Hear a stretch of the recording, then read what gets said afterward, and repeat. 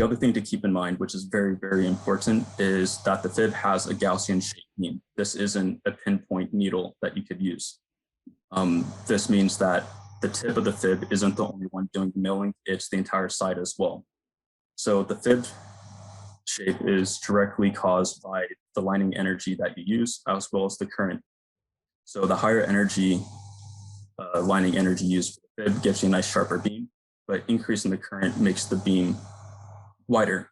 Vice versa, as you decrease the FIB lining energy, the FIB beam will start to become larger. So when you start playing around with all these settings, you need to really take into account the overtilt, or how the lamella is placed versus the beam shape. If you have too much of an overtilt, which means that the top end of the lamella that you're milling is too close to the beam, you're going to be milling close to the top end of your lamella, more of your protective cap, and not really milling down to maybe where your sample is.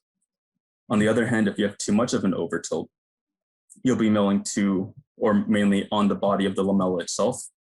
And this could lead to defects in the future, mainly holes appearing, and holes could cause other effects like bending and all other nasty stuff that could affect a really great TEM image.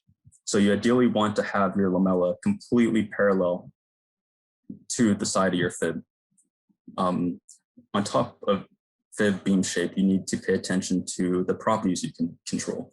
This would be such as beam overlap, where you could tell the software to overlap the beam pixel by pixel and how much, or how much of a percentage in X and Y. These parameters you could change for different materials. So if you're using a softer material, you tend to want to have a lower overlap. We want to get a really fine cutting edge. You want to use a pretty high overlap. Another thing you could control would be the dwell time, or how long the beam stays on a pixel. And this would really affect based on what materials you have. A larger dwell time is usually good for harder materials. That way you can mill it faster versus a smaller dwell time. And a smaller dwell time will get you a more accurate, uniform cut, especially on the face of sidewalls.